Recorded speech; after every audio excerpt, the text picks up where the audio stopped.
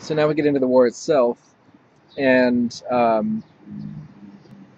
after the fall of Fort Sumter and the beginning of hostilities, Lincoln declares martial law in April of 1861, which allows the military to arrest civilians, and he also suspended the writ of habeas corpus, but only in part of Maryland, in between Washington D.C. and Philadelphia. So this would not, so the Confederacy would not be able to cut off Washington D.C. from the north. And later on in the war, Lincoln extends this to all parts of the United States where disloyal citizens were particularly active. But Lincoln was always very careful to avoid prosecuting the loyal opposition. In other words, Democratic-leaning newspapers were free to criticize him, to criticize his government, to criticize the Republican Party, but they could not publish military secrets, was the only restriction, really. And so throughout the war, you have Democrats, Copperheads, who were elected in the North, served in state legislatures, served in Congress, and were not persecuted or prosecuted for their opposition to the war. The presidents of both the Confederacy and the Union served as their commanders-in-chief, and there's a big difference, though, in how they approach that role. So Lincoln, as commander-in-chief of the United States, understood his role as broadly making military policy for the war and kind of advocating for particular military strategies, but he left the direction of the armed forces up to individual commanders. Jefferson Davis, on the other hand, left policy making up to the Confederate Congress, which later will move to Richmond, Virginia, from Montgomery, Alabama. But later on, he attempts to direct Confederate military forces personally. And this creates all sorts of chaos and confusion, as well as disunion in the military leadership of the Confederacy. And so Davis was a poor political leader and did very little to address the privations, the suffering of civilians in the South during the war years, didn't really address the problem of low morale. And he was oblivious to concerns in the South about the Confederate government's obliteration of states' rights. Ironically, the Confederacy becomes a much stronger national government, a much more powerful national government than the United States national government. Ironic because the Confederacy is supposedly for stronger states' rights. And by the end of the war, Jefferson Davis is proven to be ineffective as a military, as a political leader, and he has very little support in the South by the end. At the beginning of the war, then, you have several battles that don't go very well for the North, and these are surprising to a lot of people who thought that the Union Army would be able to put down the Confederate forces rather quickly. So the Battle of Bull Run in the spring of 1861, right outside of Washington, D.C., close enough that people went from D.C. down to watch it with picnic lunches and fancy dresses and things like that, thinking it would be kind of a fun diversion. It was a terrible battle. The Union forces have to stampede in retreat. It's a great embarrassment, very concerning how close it is to the nation's capital. And immediately afterwards, the Union Army leadership undergoes a major shakeup. By 1862, the Union Army is starting to see some successes, particularly under a few generals and other commanding officers. Ulysses Grant in particular, is having some success in the West, taking Kentucky, taking Middle Tennessee. At the Battle of Shiloh, though, in 1862, Union troops get trapped between Confederate forces in the Tennessee River, and eventually are rescued by reinforcements who arrive kind of at the last minute, but it's not great. The Union Army, though, manages to take the port of New Orleans, which is very important, which secures the mouth of the Mississippi River, and then also secures the Gulf Coast for the Union side. Robert E. Lee's armies met with, for the Confederate side, met against George McClellan's armies of the Union in Maryland and Virginia in a few different battles. Lee tried to cut off Washington, D.C. from the rest of the North. These two armies met at Antietam. These two generals and their armies met up at Antietam in Maryland in September of 1862, which becomes the single bloodiest day of the war. Lee's forces are forced to retreat, which makes it kind of a Union victory. McClellan, though, which was sort of his MO, didn't pursue Lee very quickly, allowed Lee to regroup his forces and retreat in orderly fashion across the Potomac River back into Virginia. And McClellan thought that this victory at Antietam secured his position and actually boosted him as a political rival to Lincoln as well. Instead, what happens is Lincoln fires him because he's tired of McClellan failing to pursue Lee and instead always allowing Lee to escape. McClellan was also always very reluctant to engage in battle at all. He consistently overestimated the enemy's forces and was very reluctant to ever engage in battle. So Lincoln's had enough. He replaces him with Ambrose Burnside from Rhode Island, who's a terrible general, and he disastrously charges at Fredericksburg, Virginia in December of 1862, which leads to another significant defeat for the Union. Finally, in 1863, the tide turns in favor of the Union for good. Now, by then, slaves in the South are in almost open rebellion against the slave-owning class, and their Southern soldiers are also deserting in large numbers. Almost 200,000 African Americans served in the Union forces by the end of the war, and many, many others served by working in cotton fields and other jobs in the middle states, in the border regions, and eventually in other parts of the South that were occupied by the Union Army. Freed slaves went to work for those loyal white Southerners who supported the Union side.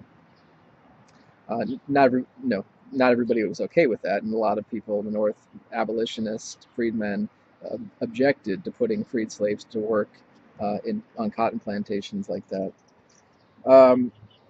Lincoln, begins the war hoping for gradual emancipation, but after he gets very little support for this initiative from loyal slave owners in the border states, and after the early defeats in 1862 and the mounting casualties, Lincoln thought that emancipation was going to be necessary as a war measure, first and foremost, that emancipating the slaves would strike at the heart of the Southern economy and would also win support for the Union side in Europe, and particularly England and France, which are both kind of flirting with the idea of supporting the Confederacy for their own purposes. And so Lincoln drafts an Emancipation Proclamation in the summer of 1862. But his Secretary of State, Seward, convinces him that he's got to wait for a Union victory because otherwise it's going to look like a desperate act. And they don't want that. So McClellan's sort of victory at Antietam provides the occasion that Lincoln's waiting for. And he has to act at that point. Otherwise, his own party, the Republican Party, is going to be pretty angry that he hasn't taken the opportunity to emancipate slaves. So Lincoln's Emancipation Proclamation after Antietam is known as the Preliminary Emancipation Proclamation. Gives Confederate states 100 days to stop fighting or they would lose their slaves. And after no response from the South, which no one expected, Lincoln does issue the Emancipation Proclamation on New Year's Day, 1863, calling it an act of military necessity. It's very limited.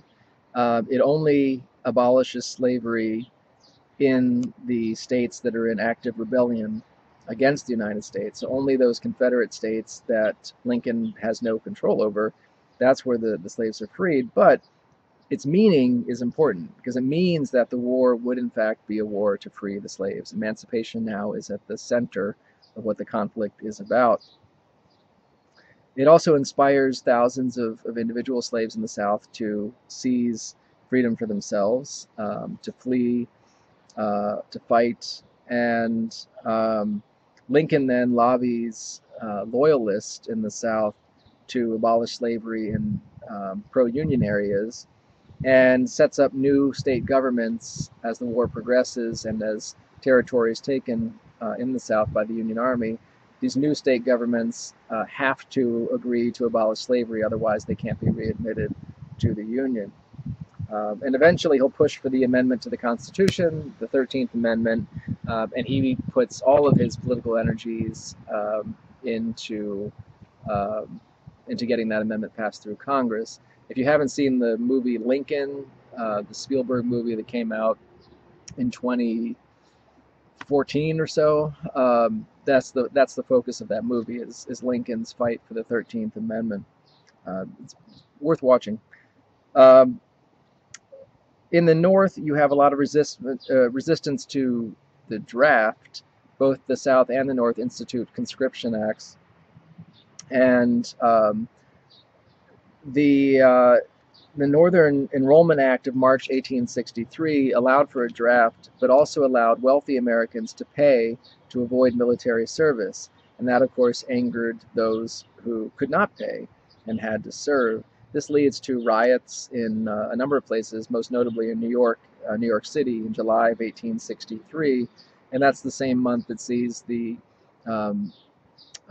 Battle of Gettysburg, a very important Union victory that really helps to turn the tide of the war. The Battle of Vicksburg in the West, similarly, both of which end on July 4th, the 4th of July, so very symbolic victories as well. But at the same time, New York City is rioting. Irish Americans in particular burn the draft offices. They burned down an orphanage for black children. They lynched 13 or so defenseless black citizens of New York City, taking out their anger on black Americans there. 120 people died in New York City before U.S. Army troops were brought in to restore order. But as I said, you have at the same time dramatic turning points with the victories at Gettysburg and Vicksburg in Mississippi. And Lee's forces, Robert E. Lee's forces, are forced to begin to withdraw from Gettysburg, which is the furthest north they get, Gettysburg, Pennsylvania. And Lincoln was again angry, though, that his generals failed to follow Lee's retreat. And when Lee's army was trapped at the Potomac due to flooding and could have easily been wiped out completely and basically ended the war, Lincoln's commanders failed to attack. This leads Lincoln to appointing U.S. Grant as general-in-chief in the hopes that he would finally take the initiative, which he does. And by March of 1864, Grant is moving on Richmond, Virginia, and in Georgia, General William Tecumseh Sherman is moving through the state, cutting this path to the sea. Sherman takes Atlanta on September 2nd of 1864, which probably in and of itself gave Lincoln the election in November of 1864. Remember, during the Civil War, the United States continues to have open elections, and Lincoln is challenged in the 1864 election by George McClellan, his former top general, who's running as a Democrat and running to end the war.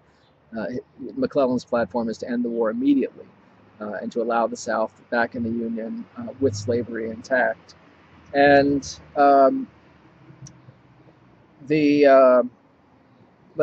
so Sherman's victories across Georgia really boost Lincoln's popularity in the North and kind of sweep him to victory in that election. The same thing had happened, by the way, in 1862, in a sense, that you had midterm elections and the Republican Party lost seats in Congress to Democrats in 1862 because the war had not been going very well. But because of Antietam and the sort of success there and Lincoln's preliminary Emancipation Proclamation, the losses for Republicans weren't as bad as many thought they would be then. So back to 1864 then, Sherman's army is sweeping through Georgia, then South Carolina. Grant finally dislodges Lee from Richmond, Virginia on April 2nd, 1865.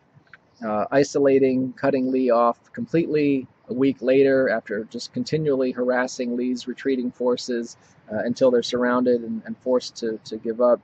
And Lee surrenders then at Appomattox Courthouse on April 9th, 1865. Celebrations are short-lived as Lincoln is assassinated by the actor and Confederate sympathizer John Wilkes Booth at Ford's Theater in Washington. So the nation is both celebrating the end of the war and mourning President Lincoln at the same time. So there are a few key turning points I'll just kind of reemphasize before I stop. One is that you had Lincoln's hand forced into emancipation in some ways. He was sympathetic to the idea, but he was always concerned that he didn't have the constitutional authority, and he certainly didn't, to simply free the slaves. That wasn't something that presidents could do. Slavery was constitutionally protected, after all.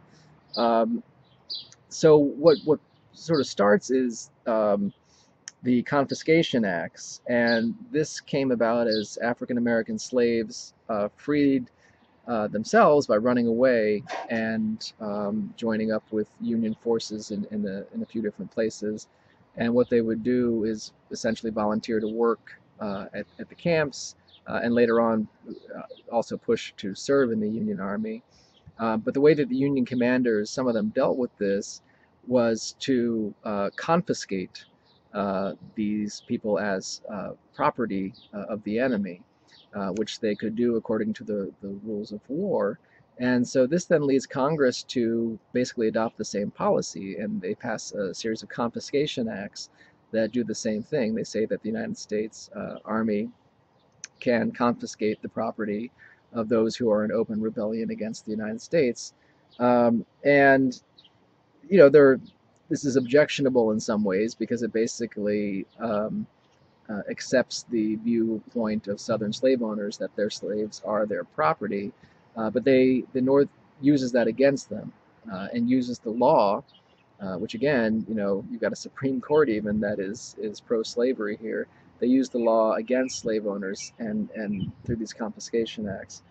And in this, the other issue here is, again, England and France possibly joining the war on the side of the Confederacy, and Lincoln knows that the people of England and France will not support that move if the war is about emancipation versus slavery. And so by making the war about emancipation, popular opinion in England in particular turns against the English government's attempts to support the Confederacy. And once the Emancipation Proclamation is issued, there's really no more talk of European powers coming in on the side of the Confederacy. The other issue is that, well, actually, I'll come back to this when we get into the Reconstruction period, I think, in the next lecture.